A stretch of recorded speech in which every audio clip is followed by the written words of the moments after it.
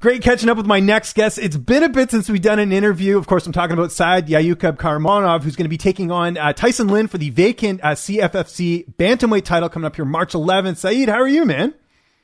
Good, man. Thanks for having me here. Yes, it's good to catch up with you. Like I said, 2018 was the last time we did an interview. That was a short notice fight in PFL. Now here you are fighting for some hardware. Talk to me first about how this came together, getting this opportunity fighting for CFFC. I've been training for 6-7 months already without a fight. Getting ready for a fight, trying to find the fight. But, virus and everything is like people are struggling. Things are not right these days. So, I was just keep training every day. And then I asked my manager to give me a fight. I'm like, hey, I need to fight. It's been too long. I can't wait this long. I need to fight. It's been a year almost since I fought last time. So, I had to, call him every day, beg him, hey, give me a fight, give me a fight. So eventually this one, they lined it up. So I'm happy. Yeah, good. It's a great opportunity. Obviously going to be on Fight Pass. There's some hardware as well. We'll get into the implications of that in a second, but you referenced it there, your management. If I'm not mistaken, you have new management since the last time we spoke. How did it come together with you signing with Iridium? Obviously, I had ups and downs, It's my career, things like that happens. And then at some point of my career, I had to make some changes, and then I just did it. That's great. Did you know someone over at Iridium, or did you have a teammate rep by them? Like, how did you end up signing with them? Actually, they found me on Instagram. Oh, cool. Okay. There you go. Power of social media. Yeah, let's get it. Yeah. And kind of by the sounds of it, what you were saying there, like you were ready to fight, because I was going to ask you about that. You haven't fought since February of last year. Was it just like you couldn't get a fight, or were there injuries? Like, what was sort of the reason for the layoff? No injuries at all. I just couldn't get a matchup. Like, I just didn't want to. I wanted to fight some big fight. I wanted to fight good fight. I didn't want to do the small. I want a good opportunity, like good arena to fight at. Mm-hmm. So I was waiting on it, and at the same time, I'm not rushing into anything. I'm trying to get better at fighting, learning. Trying to get stronger. Just trying to improve overall. It takes time. No, for sure. Your last win actually is over Askar, who you had a 39-second victory over. He ended up getting signed to the UFC. Were you surprised by that, because you actually have a win over him? Oh no, it doesn't surprise me at all. We actually represented by the same management. Guy, he's doing his thing. I can't really say anything about it. I don't think he got signed.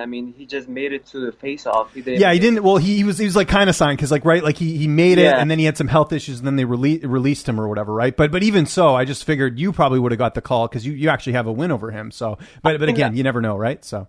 Yeah, I don't mind that. The guys, everybody have to do what they gotta do. I cannot really say, why he's getting, I'm not. That's his career, and I'm doing my own thing. No, very well said. Let's talk about the matchup here. Tycen Lynn, 8-4 record. What do you know about him? How do you feel like you match up against him? It's a good fight. It should be a good fight, tough fight. Like all my fights are. I never fight easy opponents. All these 10-0 guys who fight easy, 0-0, 2-2 fighters, and then they get knocked out. By someone like me. But I don't want to do that. I want to fight the toughest fight possible. Once I make it to the top, so I don't have to look like shit out there. You know what I mean? Yeah, you don't have to learn on the job. That's a good point, right? Like, you want to have those really, good matchups on the regional scene, so that when you do go to the UFC or one of the bigger promotions, you're already experienced, right? Yeah, that's the point. I want the hardest match, and then he's. I don't know. I should match up with him really good. It's not gonna be an issue. I'm pretty sure I'm confident. Like, I can tell. I can tell. It's awesome, man. Training camp. Where are you training right now, and who are some of your main training partners? Well, I've been at Team Oyama for the last 6-7 months in Irvine, California. Nice. I made a transition here because when the pandemic hit, Illinois was closed. Gyms are closed, and obviously here, we had some restriction, but coach always finds a way to grind, and it's a good move. I've been training with some pretty good guys, a lot of them. Yeah. No, it's good. Better weather too, right? Because you were, if I'm not mistaken, you were in the Midwest before, right? I was in Illinois, Midwest. I mean, the weather cold. I don't like cold. Like, even I don't think anyone does. Yeah, it's pretty brutal. In the morning, I go to gym. I'm like, it's so cold, but it's California. It's still cold to me. I have to dress up warm. Mm-hmm. I hate the cold. Like, it's just not my thing. No, I hear you on there. And you probably got a lot of good training partners over there. Oyama, right? You got Louis Smolka, Alex Perez, like a lot of lighter guys for your weight class. Yes. So how much has that helped you just getting to work with those UFC level guys? Oh, it helps. It actually helps you like a lot. Like, they push me like a lot. It's like give and take. It's like they're all like professionals here. It's nothing like competition. There's no hate. Everybody trying to help each other. It's like a team. We're trying to help each other. If I go to gym like 30 minutes late, for example, if I get stuck at LA traffic, if I'm late at practice, they make sure I get my training in. You know what I mean? They make sure they leave somebody for me. They make sure they watch me. I'm getting trained. It's all team, not me, not only me. If somebody else has a fight, we make sure he's getting his training in. It's like a individual sport, but at the same time, we help each other in the gym like a team. It's good. I really love it here. Good stuff, man. How about the weight cut? How's that going ahead of this fight? Oh, weight cut is easy. I mean, every time I make a weight, it gets easier and easier. This time, it's gonna be way easier. I'm already like, I can make weight like tomorrow. Like, I mean, I had big breakfast this morning. I had big meal last night. I mean, when you train hard like 2 times a day, it's like you lose 5 to 4 pounds every training session. So that's like, it helps a lot. And the weather is hot too. Yeah, that makes it a bit easier as well, trying to sweat off those extra pounds, which is good. I imagine Colin Oyama will be in your corner. Who else will be with you in the cage that night? Oyama is gonna be in my corner, and then my boxing coach that I started with, he helped me a lot beginning of my career. His name is Ricky Ledesma. He's gonna be in my corner. Cool. And any different training for this fight with the fact that it's a 5-round fight, like it's a title fight? No, training is just we just train. The coach is, obviously he sees me, watches me every day. He always points out what I need to work on. Hey, you need to work on this. Let's work on this. I mean, I trust coaches.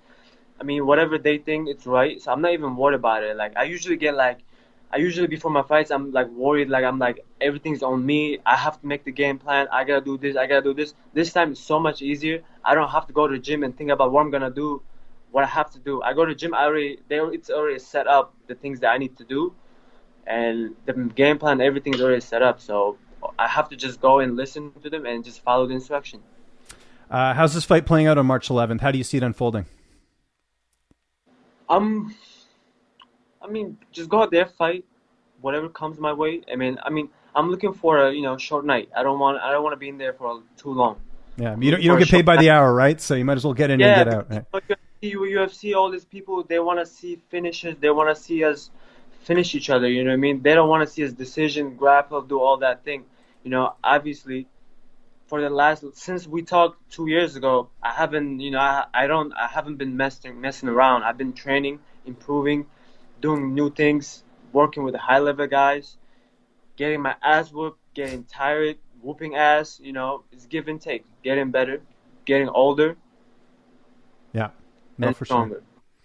Do you look at this as sort of a UFC audition? And the reason I say that is because a lot of the CFFC champs end up in the UFC. It's on Fight Pass. Like, do you kind of see this as a, kind of the next step to get that UFC contract? I mean, obviously, I hope so, but I'm not gonna chase it. Like, yeah, like I love to, but if it comes, it comes. But I don't want to say, yeah, that's what I want. But every time when I say things like that, it doesn't happen. So, yeah, just let your fighting do the talking. Exactly. Yeah. Yeah.